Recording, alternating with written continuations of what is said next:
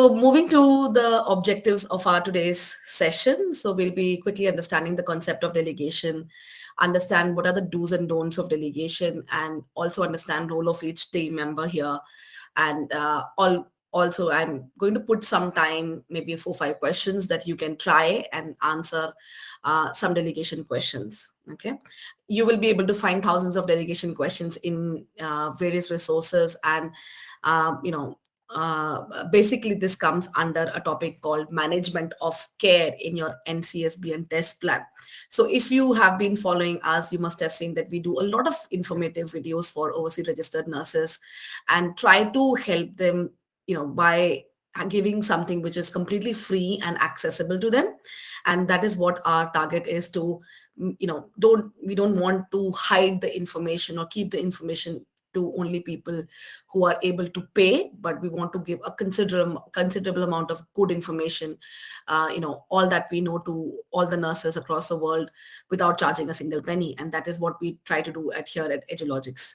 And our goal, of course, is always to help nurses to pass in the first attempt. All our majority NCLEX passers in this time has been first time exam takers. However, there are many students who do not pass the exam in the first attempt, naturally so, and they write the exam and most probably pass in the second attempt.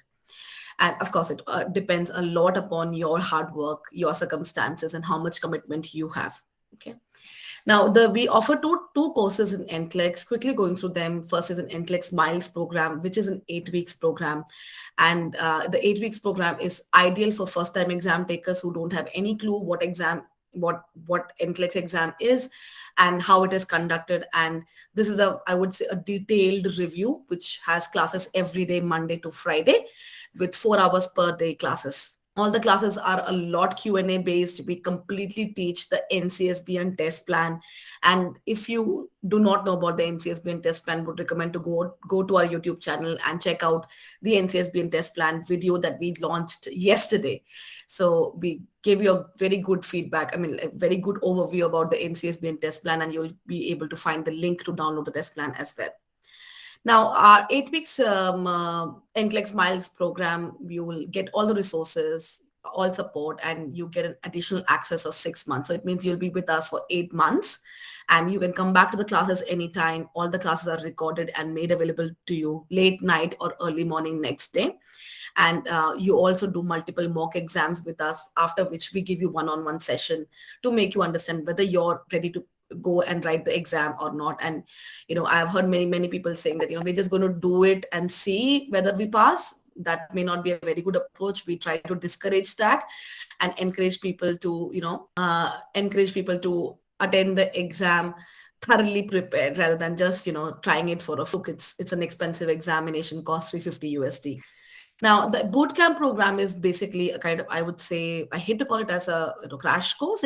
I would say it's a comprehensive course, but it's a smaller course of 3 weeks, and it's for someone who has already written the examination, but unfortunately have one or two domains below or near the passing standard, and they need that extra kick to go above the passing standard. So it is ideal for somebody who's in that stage. We continue to get very good feedbacks about our programs, and most of it, like, we do not take a big batch. We just take 5 to 8 students in a batch in a month, and try to give them comfort and attention like a family member. So that is, I think, my forte, or my team's forte, that we try to treat our students just like a family member, and it is in all of us have a common goal to help them in passing their NCLEX examination. We are currently taking our intake for the next batch, which is 22nd November, and this is going to start in another 2 weeks. And the fees is only $1,300, and we also have a payment plan, which I can tell you is very affordable for any nurse. I'm very proud to say that my team has been able to provide very good, high quality nursing NCLEX education in a very affordable price that people can afford, and they don't have to rob a bank for it. And with the support of payment plan, it makes it much more easy for people to pay. You must be, I think, aware about the OBA procedure. I'm not going to go through it, but if you haven't, if you're new to this, I would suggest you to watch the video on Australian Nursing Registration Guide, which shows you the step-by-step procedure for your APRA self check, again a very useful resource. I myself know when I started in 2 years back, when I started knowing more about OBA, there were very many agents who started charging money to overseas nurses to just give this information that is now available free from our portal. So again, encouraging all of you that if you haven't done that, you can do it yourself, or if you need any kind of support, I'm always there. Now, today's topic on the delegation is, as I said in the beginning, it's under the safe and effective care environment. So this domain has two subdomains: management of care and safety and infection control. Now, if you look at management of care domain, it is constitutes around 17 to 23% of the questions in your exam. So it's a very big domain, and most of the nurses feel that, many of them, when they come back from the exam, they feel like, oh, Jason, it felt like the whole exam was management of care. And you will get a lot of delegation questions in there, because delegation is a skill that is expected of registered nurses here in Australia, or US and Canada. It's not a skill that is expected from nurses working in Asian countries like India, Nepal, Philippines. We are not expected to do delegation of tasks, but here, because time is money, there is huge amount of responsibility for registered nurses, and that's why they should know the art of delegation. Okay. Any questions till now? All good? No, good for me. Yeah. Okay, thank you. So, from the name itself, you can understand it's delegation is nothing but allowing a person to perform a specific nursing task, activity, or a skill. Okay, so there are two type of people involved in the one is a person who's giving you the task, so that is a delegator or a registered nurse.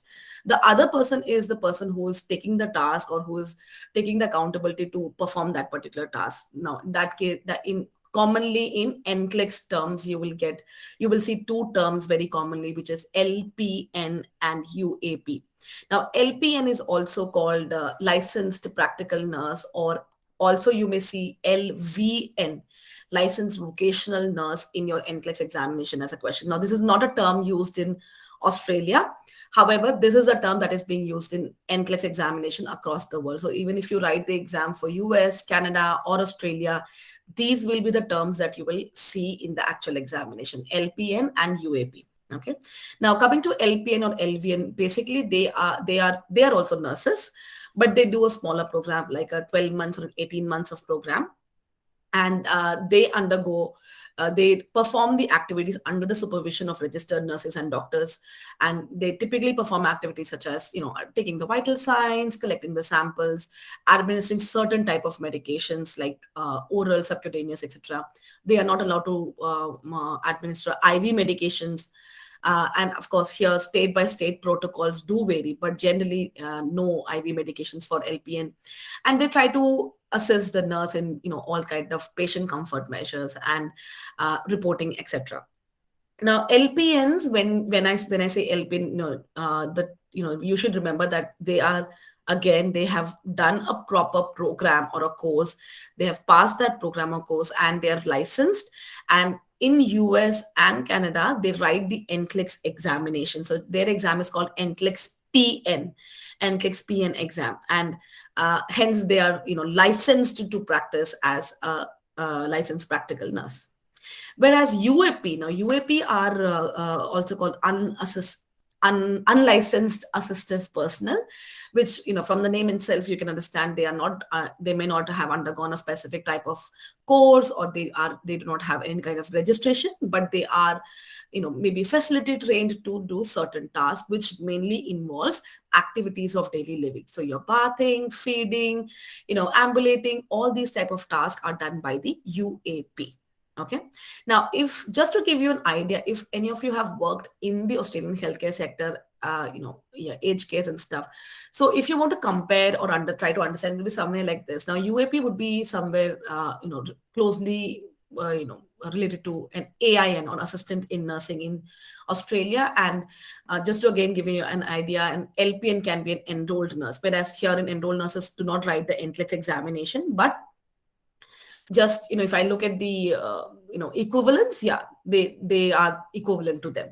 However, you don't have to worry about what is AIN's role and what is EN's role for your examination. Of course, you have to worry about their role once you're a registered nurse in Australia. But for your examination, the terms that you will see will be LPN and UAP or LVN. Okay. All good till now? You understand?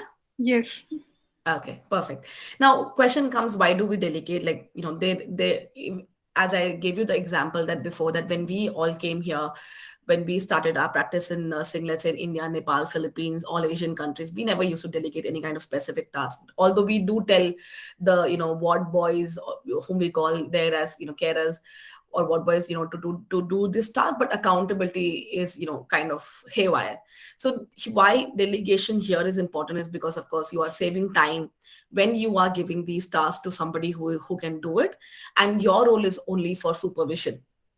It of course saves money because here you are paid on an hourly rate, and if you are saving time, you are saving money equivalent. Okay.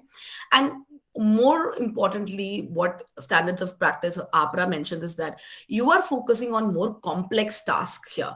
Now, you are not wasting your time doing the activities of daily living, rather you are doing the tasks that are required for you to critically think and make decisions clinically based upon your knowledge and your understanding and the kind of qualifications that you have attained. So you're doing more complex tasks rather than going for simple tasks. And of course, when you delegate, you are not only helping yourself, or you're not only helping the facility by saving time and money for them, you're also trying to teach or improve the skills of your team members, and you're trying to create a better cohesive team, better skilled team. And ultimately, the goal of all the team members is to provide good nursing care or good patient care to all your clients. So that's why we delegate. That's the importance of understanding why delegation is a common practice in these countries. Okay.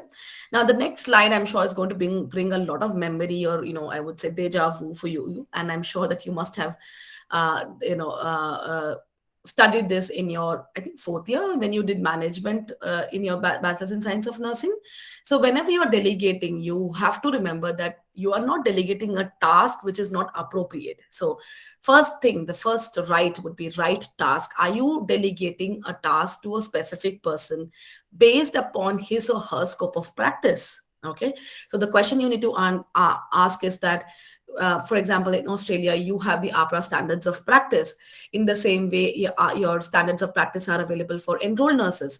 So enrolled nurses should be given tasks which are under their scope of practice. You should be doing the task that under your scope of practice. So whenever you're delegating the task, always remember what is the scope of practice of this person. Okay. Second thing to remember, what is your hospital or facility policy also? So many a times hospital facility policies also may vary, and hence it is important to understand what is the policy of the place where I am working, and what do they advise. Am I clear? Am I making sense? I hope I'm not very fast. No, yes, you're right. Like, I can remember most of the things. Yeah, sure. So the second thing is that understanding the right circumstances. So many a times, by right circumstances, what I mean is that the setting of that situation should be, appropriate. Okay. So anybody would like to give you an example, share an example of this right circumstances. What does it come to, what comes to your mind? So I can share one of the experiences. So I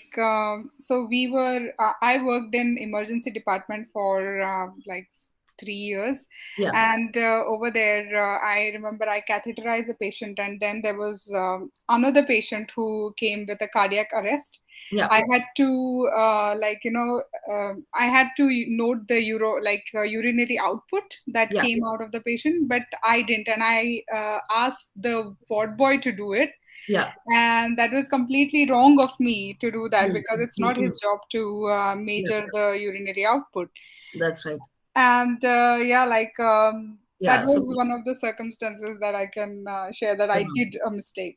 yeah, and specifically, thank you, Pranali, for sharing. And we all have done various mistakes in our lives. So, absolutely, you're right, because when you are measuring the person's urine output, uh, again, that depends upon whether the person's condition is stable or unstable. Okay, so if it's just a very stable patient, sometimes that situation can, you can also do that. That's not a problem. But what majorly you need to understand is that whether that situation, the person you are delegating, is he a stable or an unstable patient? Okay, and is he experiencing any is he experiencing any kind of unexpected signs or symptoms, which if you delegate the task and that person is not able to notice, may complicate the situation. Okay, an example would be, for example, if I have to think of, like, we always know that, okay, post-operative situation, in post-operative conditions, if the person is under less than 24 hours, that person is considered to be unstable.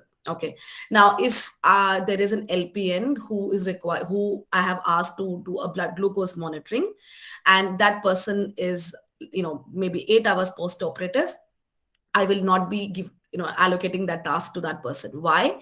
Although it is the scope of practice, LPNs can go and do the blood glucose monitoring. However, this particular person is under 24 hours of post-operative situation, which makes this person unstable, and hence RNs need to do that task.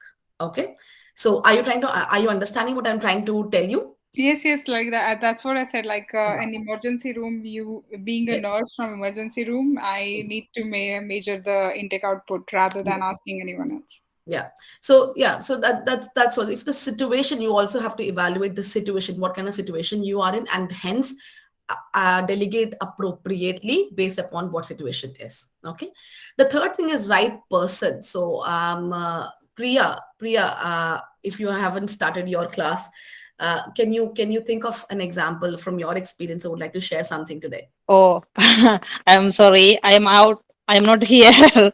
because I am trying to join another class. Another class. That's totally fine. No Yeah, problem. yeah, That's yeah. totally I fine. am leaving now. I can Okay. watch again. Yeah, I'm so Sure. sorry. We will Yeah, send you the link of the recording. Don't worry. yeah, please. Thank you. Bye bye.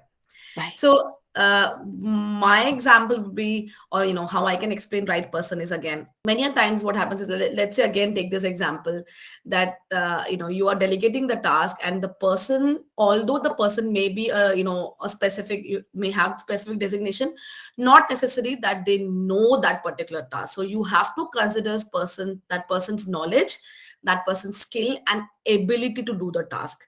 And if you recall, if you are a first year registered nurse, many a times it may happen that, a procedure which you think, I am very competent because I have so many years of experience, and you assume that this person knows, not necessary. So even though they are a registered nurse, it may not have, it may be not very uncommon, I would say, that they do not know that particular skill. So you also need to consider whether, what is their level of knowledge, what is their skill and ability. Because remember, you as a registered nurse, you are the one who is managing this team, so it is your responsibility to also train staff appropriately. Okay. Now coming to, just put sorry, I think I haven't finished that.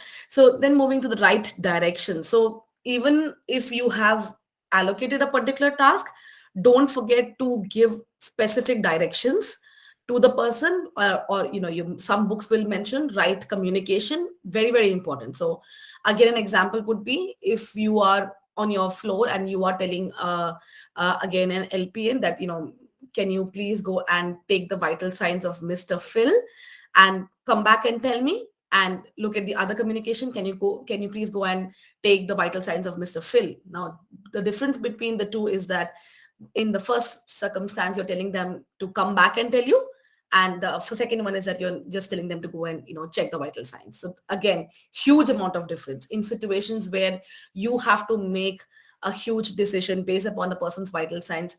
Make sure you are telling that person specific instructions, and they understand that instructions, and you are telling them in a clear, concise manner what exactly you are expecting them of. Okay. And last but not the least, you are fully accountable and responsible for the situation. So don't forget, you need to supervise all the time. Okay, I am not trying to say that, after you delegate, you have to go and sit there. But yes, a sufficient amount of supervision is required from your end. Don't just delegate and forget about it. That's not delegation. And if there's a trouble, you will also be in trouble. Okay. An example, I've just tried to put some examples of stable and unstable patient and how you would understand in your NCLEX exam. For example, if you see in the exam question written stable, so, and again, an example, if it's a very common question in NCLEX that a client with myocardial infarction under stable vital signs resting. Now, when we hear myocardial infarction, our ears get up and we think that the person is going to die. No, it's not going to happen. It's written clearly. So don't overthink. Look at what is written. It is clearly written that he is resting, he is stable, vital signs, he's in a stable condition. So don't assume or overthink, add your imagination and make the question complex. Try to just simply read the question and understand it. Do not overthink. That's a very important principle of or test taking strategy that I can always advise everybody. Do not overthink or do not overcomplicate the question by adding your own experience and knowledge. Read, understand, and answer accordingly. Okay, so things to remember: delegatee, definitely the person who's to whom you have delegated the task, he has a responsibility of the task. It's not that he is not responsible for that particular activity or skill, but the overall accountability lies with you. You are the one who is overall accountable or the master of the situation at that time. Okay, never forget, a quick recall: condition of the patient is very, very important. You have to find out whether the patient is stable or unstable and modify your delegation according to this. Okay, now again, important thing to remember: do not forget, always remember, you do not delegate what you eat. Okay, so a good mnemonic for you to remember: eat, evaluate, assess, and teach. Okay, now you all know that teaching, assessment, and evaluation is an important part of your nursing process. So hence you cannot do that. You cannot delegate these tasks to them. However, there are some exceptions to this rule. Now the exceptions are basically in assessment and teaching. Okay, evaluation, there is no exception. You cannot delegate a task which need to be evaluated, because why? What do we do after evaluation? Anybody, what do we do after evaluation? Riddhi, is Riddhi here or left? Oh, I think Riddhi is not here. That's totally fine. So what do you do after evaluation? You evaluate the situation, and then you, based upon your findings, you try to modify your nursing diagnosis, or you replan your nursing care plan. And hence, that should not be delegated to a LPN or a UAP, and hence should be only kept with the registered nurse. Okay, now in assessment and teaching, now assessment, there are two types of assessment. First is a comprehensive assessment, and second is a focused assessment. Now comprehensive assessment is, you are doing a head-to-toe assessment, trying to correlate findings, understand how one finding is related to the other finding, or trying to understand how this impacts the diagnosis and the overall patient care. That is called a comprehensive assessment. That should never be delegated. However, focused assessment can be delegated to other person or LPN. Okay, now example of focused assessment is, I know you are requesting your licensed practical nurse on your shift to do the or auscultate the bowel sounds of Mr. Craig. Okay, so that's a focus assessment. You're asking the person to do an abdominal auscultation that person can do. However, comprehensive assessment should never be delegated to another person. The second thing is that in teaching, always remember, write it down somewhere: initial or discharge teaching should never be delegated to another person. It is always the responsibility of registered nurse to do the initial as well as discharge teaching. However, LPN or UAP can reinforce the teaching, which means RN has already taught, LPN and UAP are reinforcing or reminding about that particular teaching to the patient. That can be done.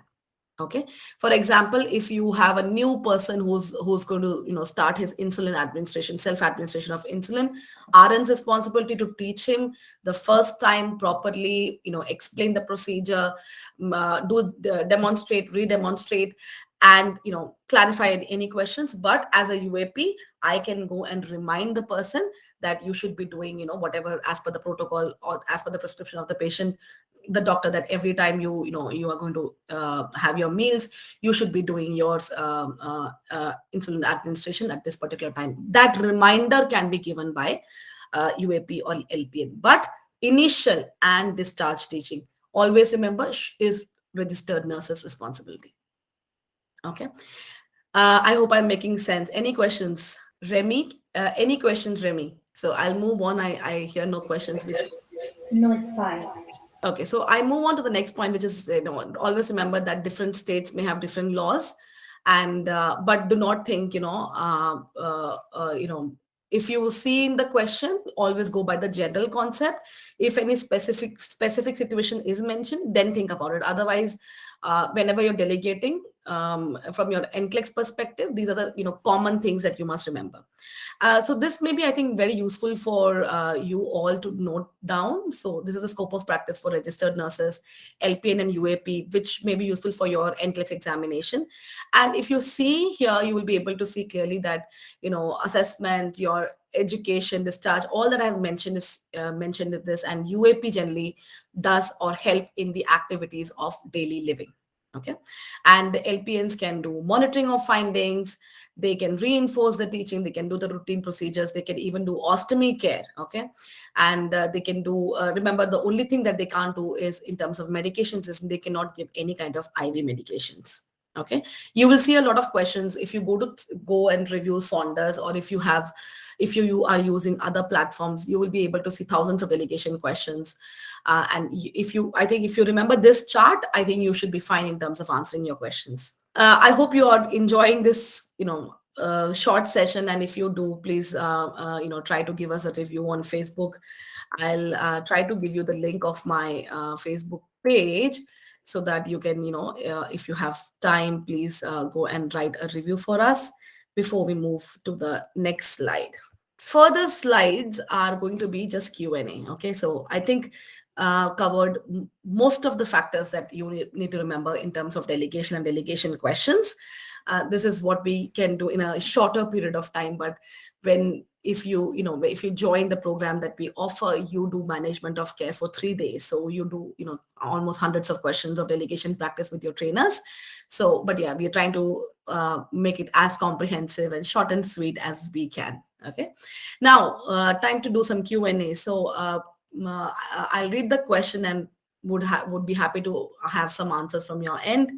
So the question is, the charge nurse is delegating assignments on the Alzheimer's unit of a long-term care facility. Now, what task could be assigned to an unlicensed assistive personnel? Okay, so your options are assisting client with bathing and hair care, evaluating safety hazards in the client's room, monitoring clients for behavioral changes, placing the bed alarms at night for client at risk for wandering, and reporting swallowing difficulties of a client during mealtime. Okay, so remember, what are the tasks that a UAP can do, and can you identify or try to pinpoint the answer? Don't worry if you're answering wrong, totally fine. This is just a learning opportunity for you. Can I answer? Yes, Pranali, absolutely.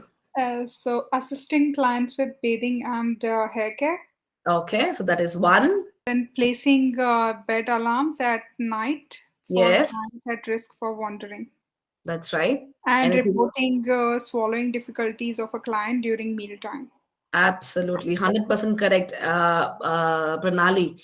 So, of course, you cannot evaluate a safety hazard. That's not the job of the UAP. But yes, if the UAP sees a safety hazard, he or she can go back and inform the registered nurse immediately, or even if he or she can remove that. But evaluating is not their job. Okay, and same, you're absolutely right. Monitoring the client for behavioral changes, that is not something that they learn.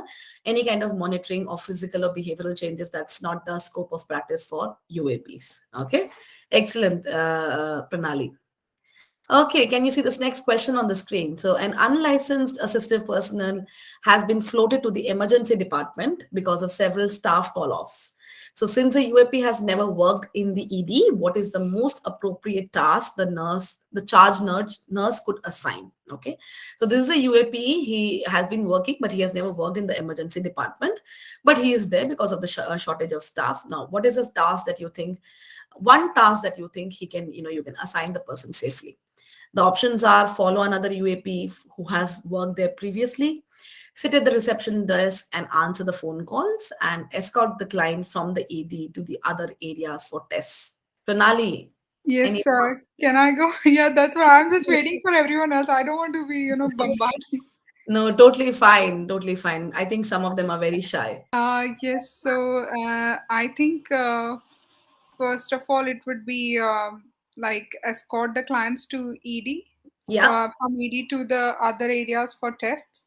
Yes. Like for example, if the patient is stable and he just needs an X-ray or something, we Yeah. can of course ask UAP to go, Yes. Yes. depending on the situation, Yes. and maybe follow another UAP who has worked there previously. Okay, sure. So just a learning opportunity, Pranali. If a question, there are different types of questions that you get in the NCLEX examination. If it's a single response question, you will just see something like this.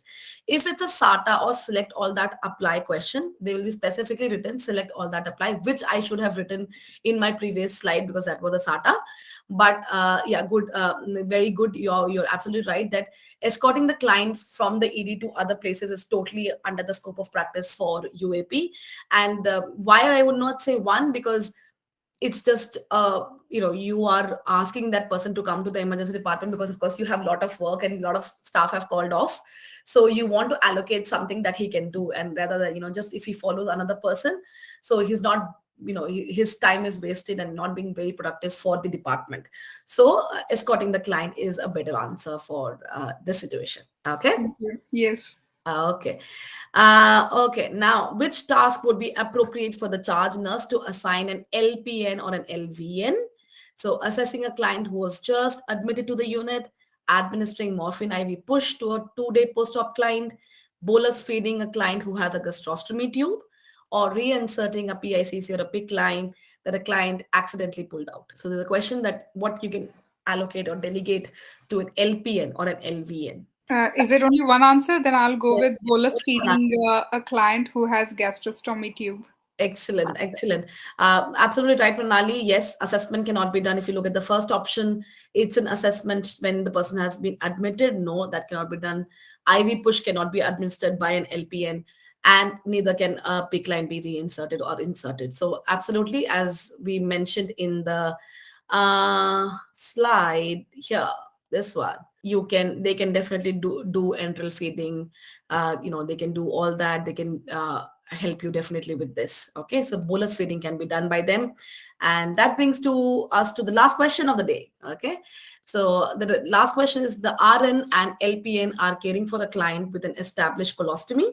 Which nursing action may the RN delegate to the LPN? And you can, you see here, select all that apply, which means that this is going to be a multiple response question. So assess the perfusion of the stoma tissue, assess the client in changing the ostomy pouch, auscultate the client's bowel sounds, develop plan of care to prevent skin breakdown, and monitor the color of the ostomy drainage. I would go with auscultate the client's bowel sounds and Okay. monitor the color of ostomy drainage, Okay. and assist in the client, like assist the client in changing the ostomy pouch. Absolutely. So any kind of ostomy care can be done by the LPN. What they cannot do, they should not be assessing the perfusion of the stoma, and they are not allowed to develop the plan of care or evaluate the plan of care. So absolutely 100% correct. They can monitor the color of the drainage, they can auscultate, they can assist the client in changing the pouch, but they cannot do any kind of assessment or evaluation. Okay. Very good, Pranali. I'm so proud of you. You are very promising, let me tell you. Thank you so much. No, absolutely. You sound to me as a very serious, and of course you have good experience and you should be good in your first attempt in NCLEX. That's what I feel. Let's see, hopefully. Okay. So Hopefully, yeah. concluding, yeah. So concluding for our today's session today. So always remember whenever you are looking at a delegation question, remember the scope of practice for each of the staff member. These are the three people you need to remember: RN, LPN, and UAP. What is the scope of practice for each of the person? Okay. Delegate with the 5 rights in mind. Do not forget about the 5 rights. And remember, whenever you're delegating, the accountability lies with you. The overall responsibility of situation lies with you. Hence, do not think that I will delegate and forget. Never delegate and forget. You can't afford that. Okay. Specifically in countries like Australia, US, where lawsuits and these legal issues are very, very common. So hence, and good understanding of the scope of practice and your hospital policy or protocol is very, very important.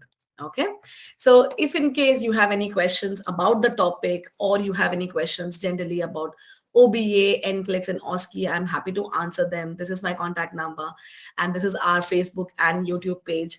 If you haven't done so, if you haven't checked our YouTube or Facebook account yet, I would request you to do it, and let us know if you have any feedbacks. Okay.